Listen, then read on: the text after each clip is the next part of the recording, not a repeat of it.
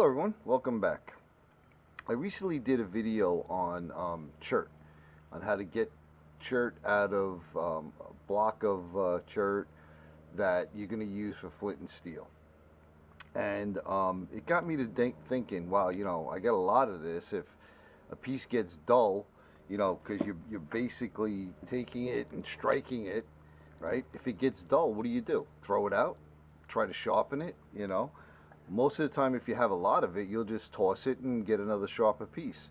Or if you know how to do pressure flaking, you could kind of flake the edge off and make it a little sharper. But it never gets back to where it was, right? Where you get that nice, sharp edge, uniform. Which brings me to this striker. I haven't showed you this one yet. I recently made it. I didn't show myself forging it because I just did the Colonial striker, and it's basically the same process. This one was a little trickier, but I really love the way it came out. It's a stylized horse head. To me, it kind of reminds me of a seahorse. I know seahorses have a skinnier snout, but I really like the way this one came out. It's made from a Belknap bluegrass file. That company, from the research I did, started like in the 1800s, and it was around for quite a long time.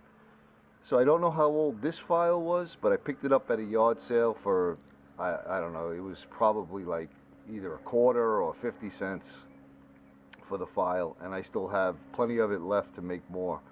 But I wanted to make a horsehead file, a horsehead striker, and that's what I came up with. So if you look at this piece of chert, you can see it's kind of rounded over from repeated strikes. Now you can see it still sparks, but not as good as a nice sharp piece. There's definitely a big difference. So the idea I came up with is, I said, I wonder if you could sharpen it. So I got myself a belt sander, and I got an 80 grit belt on it. Now I'm sure if you had a wet saw or some kind of diamond stone, this would be a breeze to do on that. But I'm not sure if a regular sanding belt on a regular old belt sander is going to work. So I said, let me make a video and we'll try it. You'll get to see it firsthand. So let me get that set up and we'll see how it works. All right, so I have that piece of chert that's pretty dull on the edge. I have my belt sander. Make sure that the belt is turning away from you, okay? And make sure you're wearing safety glasses. So let's give it a whirl.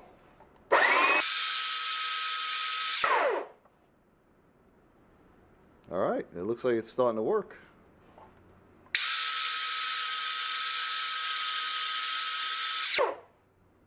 Wow, look at that. Hopefully that's showing up. It's getting a nice little polished edge.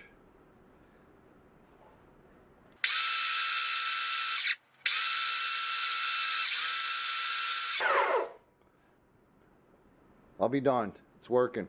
Look at that.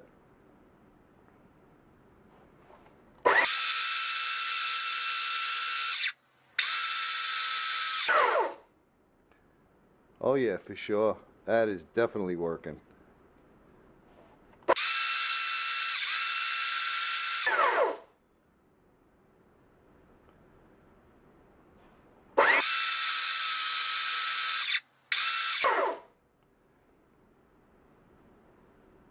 All right, let's get it over to the other table, and we'll try it out.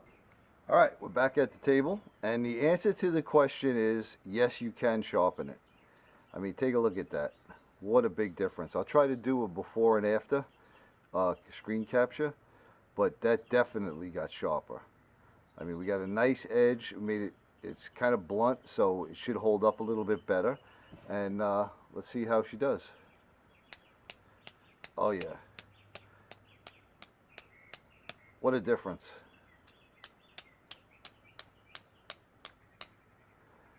Sharpness is everything when it comes to chert and flint.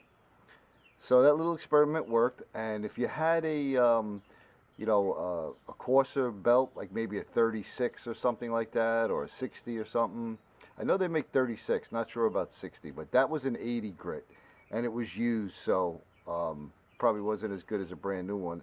And I'm sure if you have different types of material, like maybe aluminum or some kind of aluminum oxide, or uh, like I said, some kind of diamond grinding stone or something, you could probably really make these sharp as heck. But that little experiment worked. It only took a few minutes, and we rejuvenated this little piece of chert. These are like the perfect size that I like, because I like to hold it between my fingers and my thumb, and you know, it works perfect that way for me. So there you go, a little experiment that worked out good, and you don't have to throw away your chert or your flint if it starts to get dull. Just sharpen it up. Thanks for watching, everyone. I really appreciate it, and I hope you're having a great day. We'll catch you on the next one.